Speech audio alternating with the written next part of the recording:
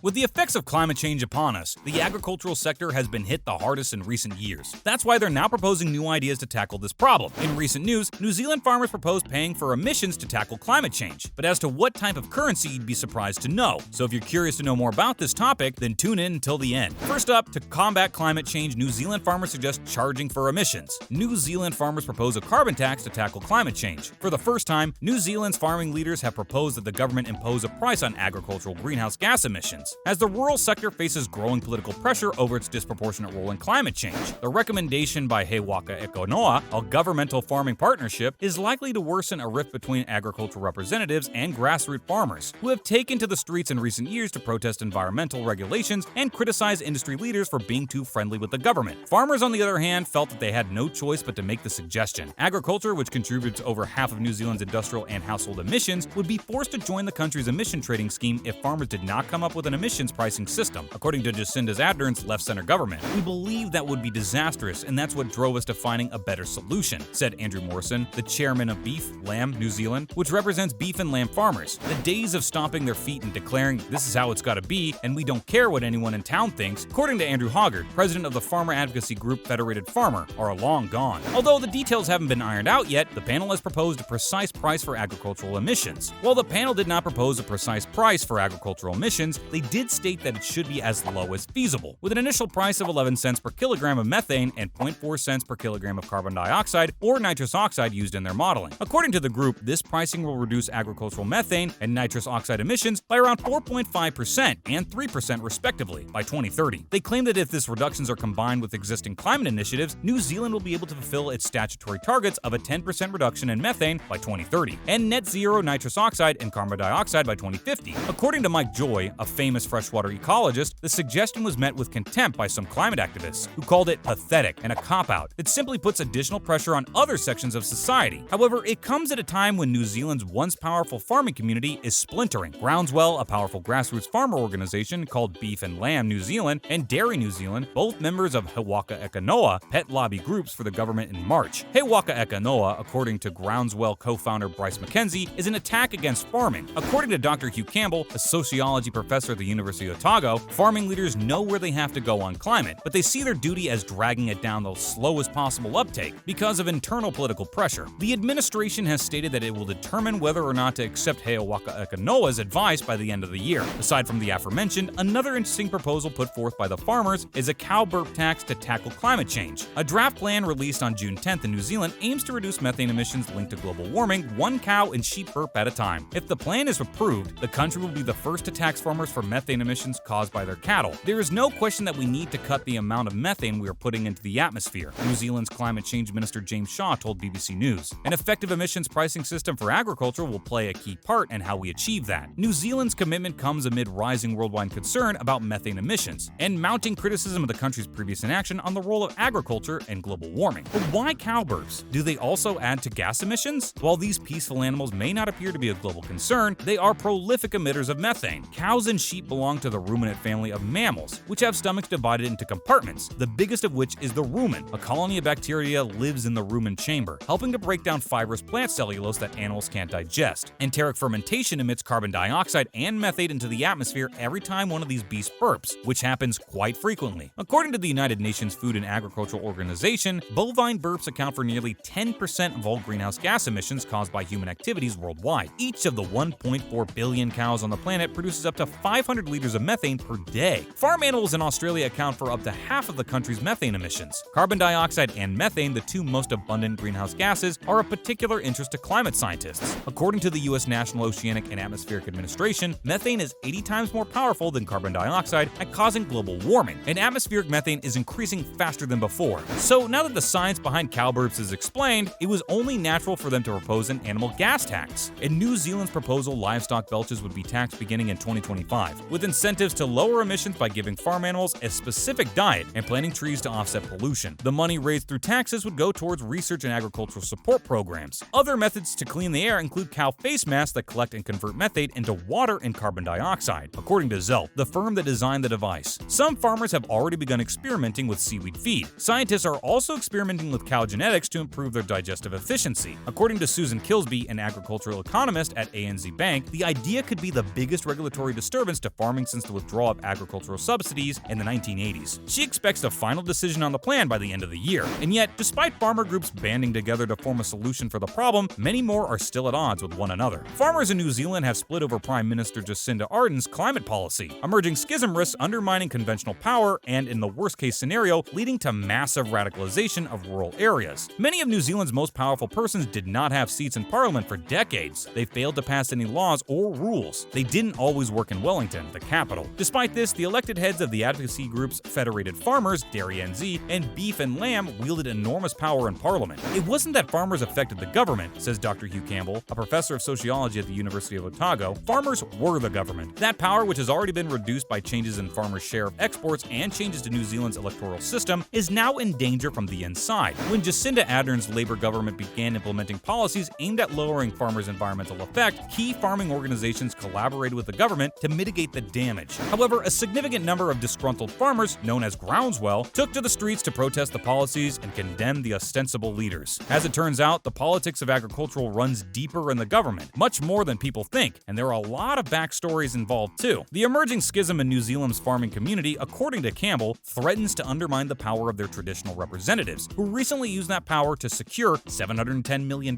in funding from the country's emission trading scheme. Although the agricultural sector is exempt from contributing to those funds until 2025, it also shows how difficult it is for many governments to minimize agriculture's climate effect, even when they have the support of agriculture's traditional advocates. According to Campbell, one of the reasons many farmers are so angry is that they were to believe that they lost power they formerly had. Farmers had total control during World War II and 1973, according to him. They were responsible for the large bulk of New Zealand's exports, and they were dispersed in such a way that their power was maximized under the country's previous majoritarian electoral system. He stated that the outcome was a shadow world of farming politics that was tightly entwined with New Zealand's government. Farmers had direct access to the highest levels of government, including the cabinet room. However, in 1973, when Britain joined the European Economic Zone, global oil shocks and a drop in commodity prices undercut farmers, and that power began to wane. This was compounded by the implementation of a proportional election system in 1993, which gave metropolitan New Zealanders more political influence. Ardern's Labour Party, on the other hand, took power in surprise elections result in 2017 and announced a slew of initiatives aimed at improving water quality, reducing pollution, and lowering greenhouse gas emissions. Federated Farmers, Dairy NZ, and Beef and Lamb agreed to cooperate with the government in 2019 to figure out how to include agriculture in the country's carbon trading plan, which farmers had campaigned to keep out of for years. That's it for today. Thanks for watching, and see you next time.